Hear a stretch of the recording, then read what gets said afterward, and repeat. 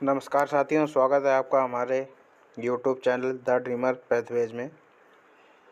आज हम आपके लिए एक नया टॉपिक लेकर आए हैं जिसका नाम है पदों का व्यवस्थीकरण, जिसे हम बैठक व्यवस्था भी बोलते हैं और इसे इंग्लिश में सीटिंग अरेंजमेंट कहा जाता है।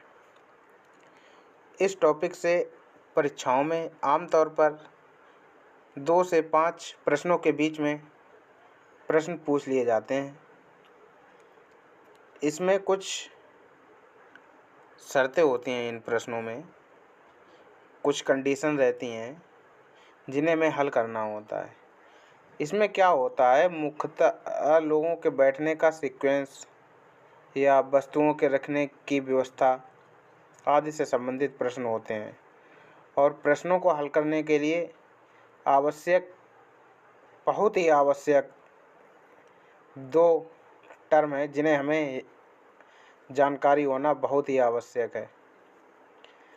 वो 2 जो टर्म हैं उनका नाम जैसे दायां और बायां, हमें इनकी जानकारी होना बहुत ही महत्वपूर्ण है कि बायां किधर होता है और दायां किधर होता है। जब किसी प्रश्न में उत्तर की तरफ देखने की बात होगी तब बायां दायां तीर की दिशा में ऐसे होगा, और जब दक्षिण की तरफ देखने की बात होगी तब ये उल्टे हो जाते हैं। जहाँ बायां होता है वहाँ हो जाता है दायां,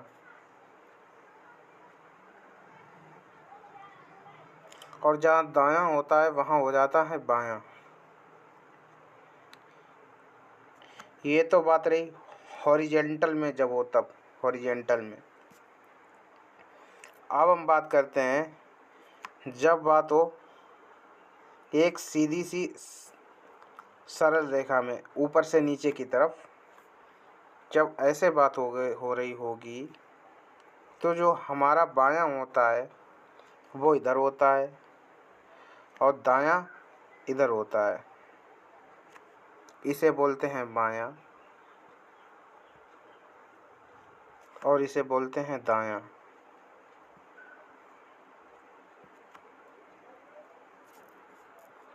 देखिए, ये हमारा टॉपिक है पदों का व्यवस्थीकरण, सिटिंग अरेंजमेंट।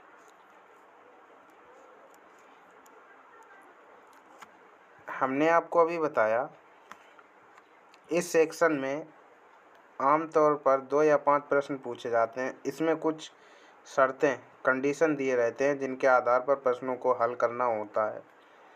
इसमें मुख्यतः लोगों के बैठने का सीक्वेंस, वस्तुओं के रखने की व्यवस्था आदि से संबंधित प्रश्न पूछे जाएंगे। प्रश्नों को हल करने के लिए किसी व्यक्ति या वस्तु के बायां लेफ्ट या दायां राइट की जानकारी आवश्यक होती है। अगर बहुत से व्यक्ति वृत्ताकार पथ पर बैठे हों और सभी का चेहरा केंद्र मुख हो, मतलब केंद्र की तरफ हो, तो उनके बाएं और दाएं के घूमने का क्रम क्या होगा।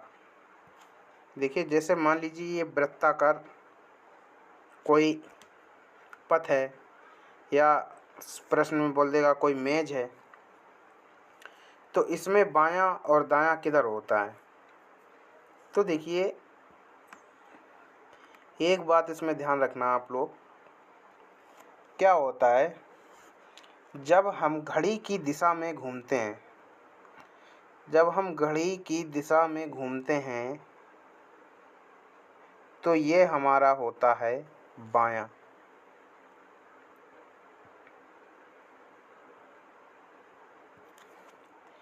दूसरी बात,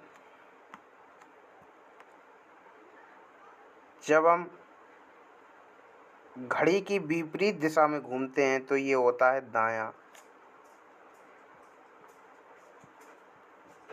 ये बात हो रही है वृत्ताकार पथ हो या किसी वृत्ताकार मेज के तरफ चारों ओर जब हम बैठे हों उसकी बात हो रही है।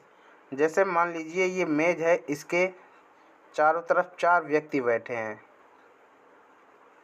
और इन चारों व्यक्तियों के नाम, एक का नाम है ए, एक का नाम है बी तीसरे का नाम है सी और चौथे का नाम है डी। तो हमसे पूछेगा कि ए के बाएं कौन सा व्यक्ति है जो बैठा है। अब हमने आपको बताया जब हम घड़ी की दिशा में घूमेंगे तो हमें मिलेगा बायां। अब हमने यहाँ से घूमना स्टार्ट किया, चले इधर हम बात करेगा बी की, सॉरी हम डी बोल गए थे, बोलेगा बी। ए के बाएं कौन बैठा है, ए के बाएं पहला कौन बैठा है, बी। दूसरा पूछेगा तो सी, तीसरा बोलेगा तो डी, है ना, ऐसे बोल देगा। ये कोई वृत्ताकार पथ हो गया या हमने मेज मान ली इसे, और इसके चारों तरफ 4 व्यक्ति बैठे हैं और इन व्यक्तियों का नाम है ए, बी, सी और डी। तो हमसे पूछेगा कि ए के बाएं कितने व्यक्ति बैठे हैं। अब ए के बायां, ए का बायां किधर होगा, हमें घड़ी की दिशा में घूमना है, घड़ी की दिशा में घूमेंगे तो हमें मिलेगा बायां। जब हम घड़ी की दिशा में घूमेंगे तो हमें मिलेगा बायां। अब यहाँ से हमने चलना स्टार्ट किया क्योंकि ए से पूछा है कि ए के बाएं कितने लोग बैठे हैं, तो हमने एक घड़ी की दिशा में चलना स्टार्ट किया। पहले नंबर पे मिला बी, दूसरे नंबर पे मिला सी और तीसरे नंबर पे मिला डी। तो ए के बाएं कितने लोग बैठे हैं, 3 लोग बैठे हैं, ए के बाएं 3 लोग बैठे हैं। अगर यही बात कर देता कि ए के दाएं कौन बैठा है, अब ए के दाएं घड़ी की विपरीत दिशा में जब हम घूमेंगे तो हमें मिलेगा दायां, तो ए के दाएं डी बैठा है। अगर बोल देता ए के दाएं तीसरा व्यक्ति कौन है, तो हम यहाँ से चले, पहला व्यक्ति डी है, दूसरा व्यक्ति सी है, तीसरा व्यक्ति बी है, तो ए का दायां तीसरे पे कौन है, बी है, ए के दाएं तीसरे पे बी है। अब हम आपको इस टॉपिक से जुड़े कुछ प्रश्नों की तरफ ले चलते हैं। देखिए वृत्ताकार पथ की अभी हमने आपसे बात की थी, यह है वृत्ताकार पथ एक दिया गया है ये, और इसके चारों तरफ 8 व्यक्ति बैठे हैं और सभी का मुख किधर है, केंद्र की ओर है। हमने आपको बताया कि जब हम घड़ी की विपरीत दिशा में घूमते हैं तब मिलता है हमें दायां, और जब घड़ी की दिशा में घूमते हैं तो हमें मिलता है बायां।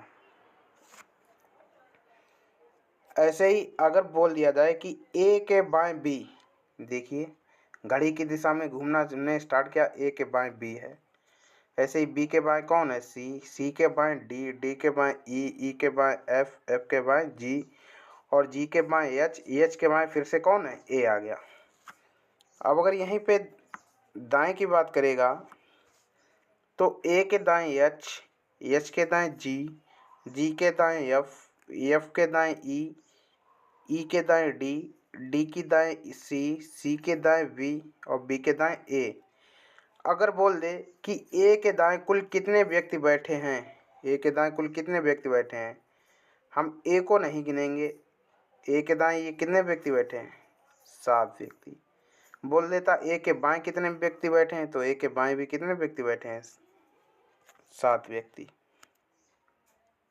अब चलते हैं प्रश्नों की ओर। देखिए पहला प्रश्न है, दिया गया है 6 लड़के एक गोलाकार मेज के चारों ओर केंद्र की ओर मुंह करके बैठे हैं। बोला मोहन प्रवीण के दाएं है, रंगेश नीरज और पिंटू के बीच बैठा है, अजय नीरज के बाएं बैठा है और अजय के ठीक विपरीत दूसरी ओर पिंटू बैठा है। ऐसे प्रश्नों को हल करने के लिए हम एक वृत्त का प्रयोग ना करके, क्योंकि वृत्त का प्रयोग करते हैं उससे हमें थोड़ी समझ कम रहती है, तो इसीलिए हम तीर का प्रयोग करेंगे। आपने इससे पहले पढ़े होंगे तो आप वृत्त बनाते होंगे, ये आपके लिए एक नया तरीका आज हम लेके आए हैं जिससे समझने में कोई परेशानी नहीं हो। तो इस प्रश्न को कैसे हल करेंगे देखते हैं। बोला मोहन प्रवीण के दाएं बैठा है और रंगेश नीरज और पिंटू के बीच, अजय नीरज के बाएं बैठा है, अजय के ठीक विपरीत दूसरी ओर पिंटू बैठा है। अब देखिए हम लिखेंगे, बोला मोहन प्रवीण के दाएं बैठा है। मोहन जो है प्रवीण के दाएं बैठा है। ठीक है। आगे दिया गया रंगेश नीरज और पिंटू के बीच बैठा है। रंगेश जो है, देखिए ये है प्रवीण, ये प्रवीण है ना, और रंगेश है नीरज और पिंटू के बीच। देखिए अगर हम रंगेश को यहां बैठा लें, यहां,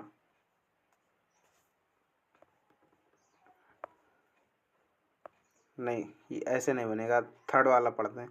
बोला अजय नीरज के बाएं बैठा है, अजय के ठीक विपरीत दूसरी ओर पिंटू बैठा है। अगर हम पिंटू को यहाँ रख लें और पिंटू के ठीक विपरीत कौन बैठा है, अजय, अजय बैठा है। और बोला रंगेश नीरज और पिंटू के बीच बैठा है, रंगेश नीरज और पिंटू के बीच। यहाँ पे जब ये पिंटू हो गया तो यहाँ रंगेश हो जाएगा, क्योंकि रंगेश बीच में बैठा है किसके, पिंटू और नीरज के। यहाँ आ जाएगा नीरज, यहाँ आ जाएगा नीरज। ठीक है, हो गया। अब इसी आधार पर प्रश्नों के उत्तर देते हैं। 3 प्रश्न दिए हैं टोटल। देखिए प्रश्नों की तरफ चलते हैं, क्या है।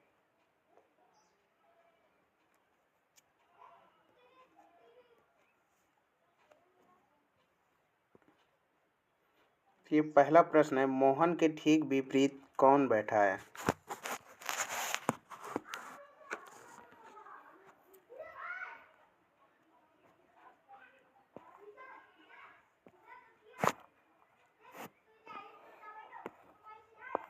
अरे क्या हुआ,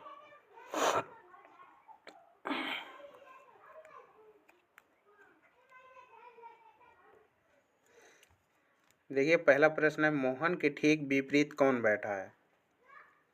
मोहन के ठीक विपरीत कौन बैठा है। देखिए हमने कैसे बैठा लेते, यहाँ पे हमने बैठाला था मोहन को, यहाँ बैठाला था मोहन को, यहाँ किसे बैठाला था, प्रवीण को, और यहाँ बैठाला था पिंटू को, यहाँ बैठाला था हमने रंगेश को, और यहाँ बैठाला था नीरज को, यहाँ अजय को। अब पहला प्रश्न है, मोहन के ठीक विपरीत कौन है। देखिए मोहन ये है और मोहन के विपरीत में है रंगेश। मोहन के विपरीत में कौन है, रंगेश, तो सेकंड ऑप्शन इसका सही होगा।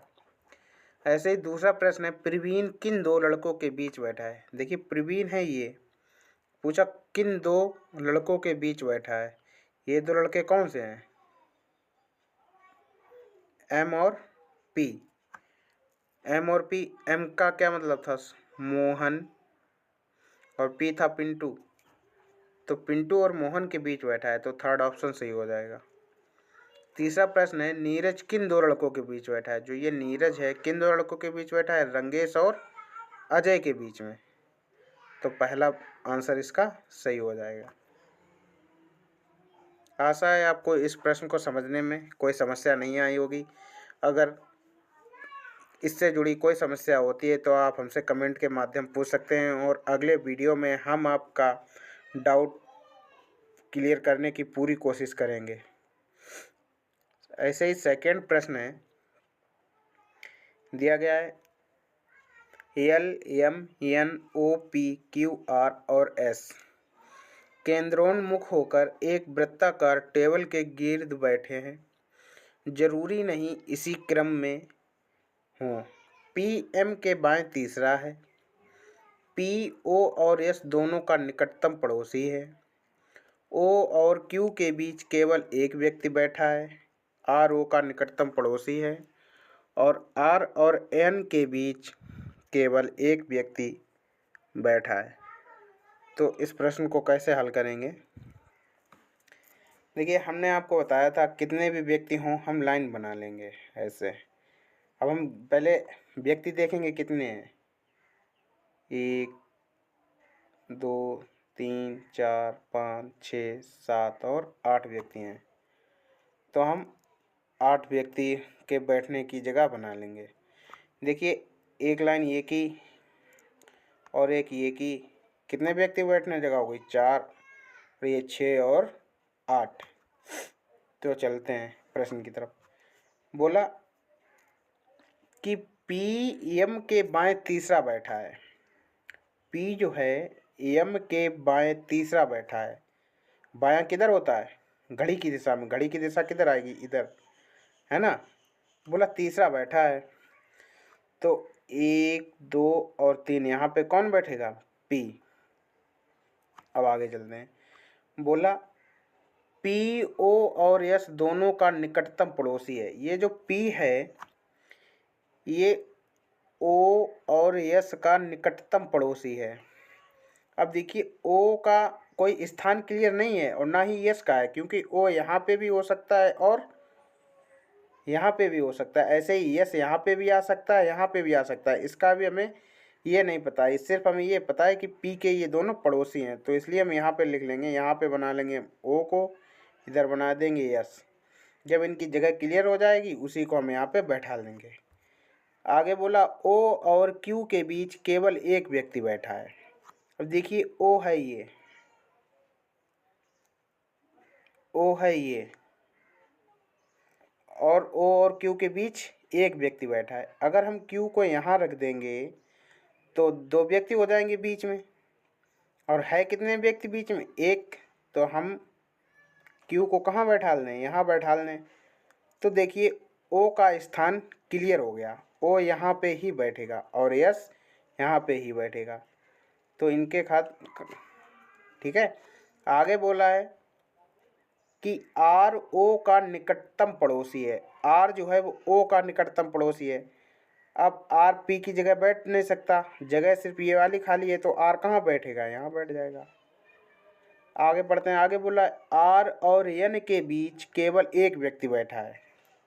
आर और एन के बीच केवल एक व्यक्ति बैठा है। अब आर ये है और एन यहाँ हो जाएगा, तभी तो एक व्यक्ति होगा। अगर हम एन को यहाँ रख देंगे तो 1 2 3 व्यक्ति हो जाएंगे इसके बीच में, है ना।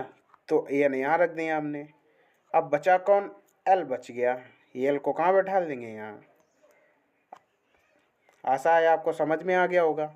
अब चलते हैं इसके प्रश्नों की तरफ। तो पहला प्रश्न दिया गया है, निम्नलिखित में से कौन आर और एन के बीच बैठे हैं? तो देखिए, हमने कैसे बैठा ला था। यहाँ पे हमने रखा था ओ को, यहाँ पे रखा था एम को, यहाँ पे रखा था एन को, यहाँ पे था क्यू, ऐसे ही आर पी एस एल। देखिए, पहला प्रश्न है आर और एन के ठीक बीच में बैठा है। कौन बैठा है आर और एन के बीच में? देखिए, आर ये है और एन ये है, इसके बीच में कौन है?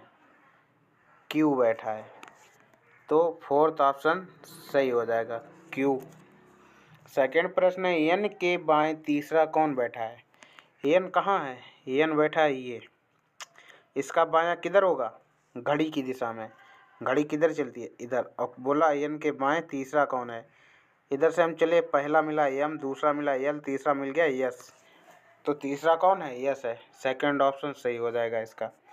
तीसरा प्रश्न है, निम्नलिखित 5 में से 4 किस प्रकार समान है अतः उनका एक समूह बनता है, वह कौन सा है जो इस समूह में नहीं आता है?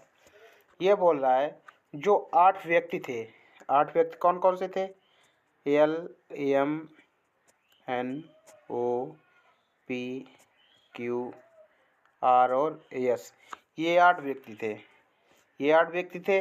बोला कि इन 5 में से निम्नलिखित 5 में से 4 किस प्रकार समान है। बोला 4 जो है वो किसी प्रकार से समान है, अतः उनका एक समूह भी बनता है। और वह कौन है जो समूह में नहीं आता है। किस समूह में, इसमें से एक समूह बन रहा है, ठीक है।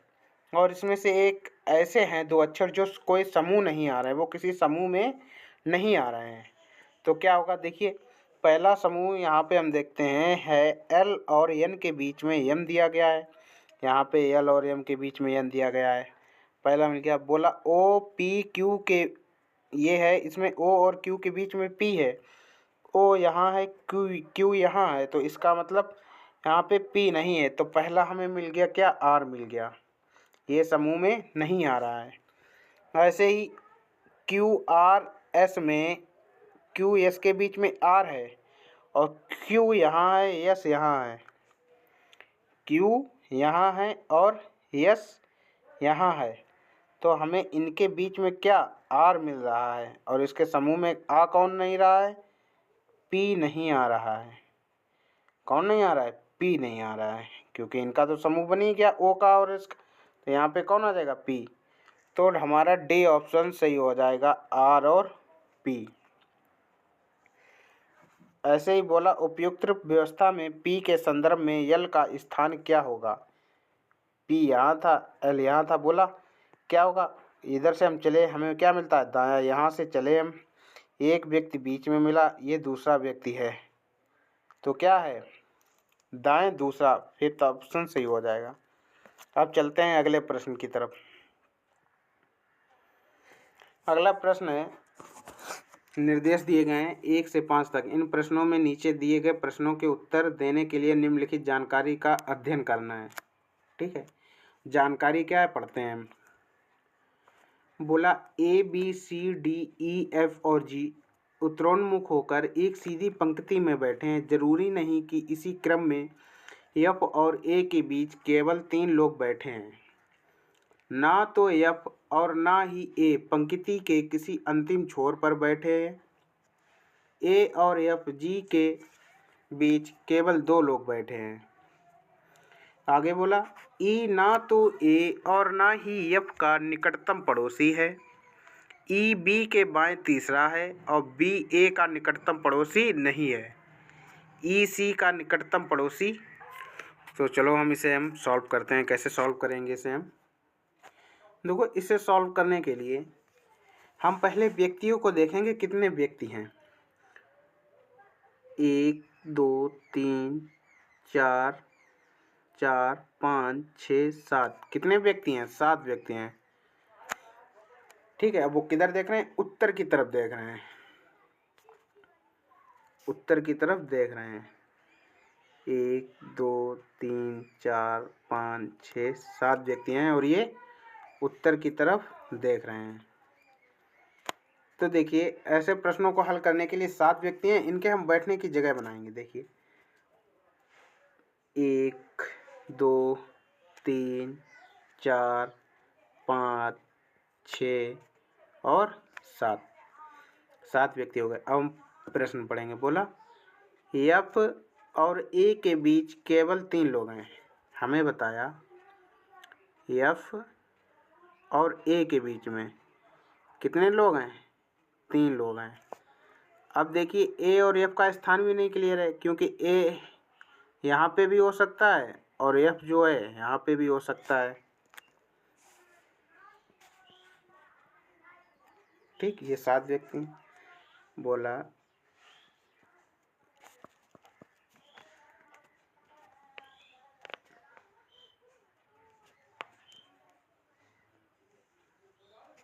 ठीक है,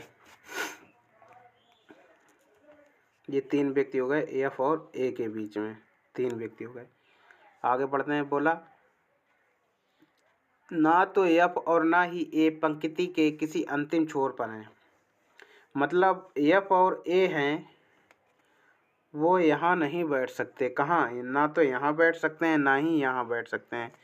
तो उनकी जगह क्या होगी, या तो एफ यहाँ बैठेगा और नहीं तो एफ और ए कहाँ बैठेंगे, यहाँ बैठेंगे, क्योंकि इनके बीच में 3 व्यक्तियों की हमें जगह छोड़नी है, ठीक है।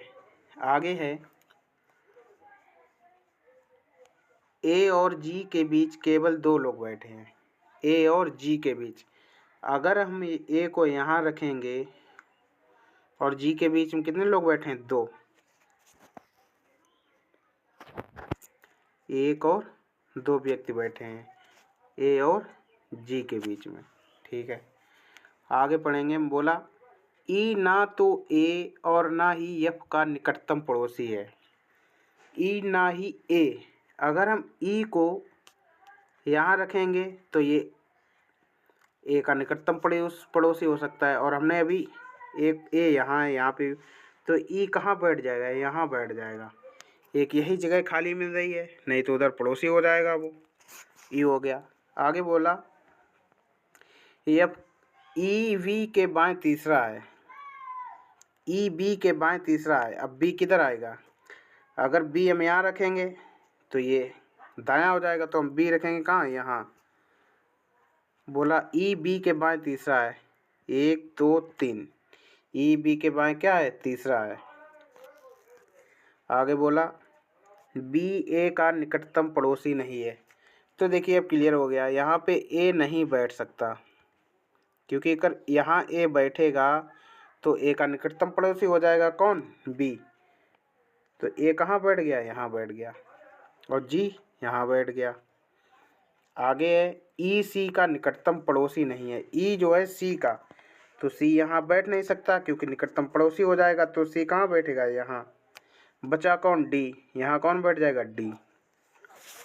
तो ये क्या होगा? C A D E G F और वी।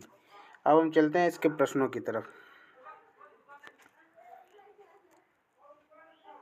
देखिए इसके प्रश्न हैं, सी के संदर्भ में ई का स्थान क्या है?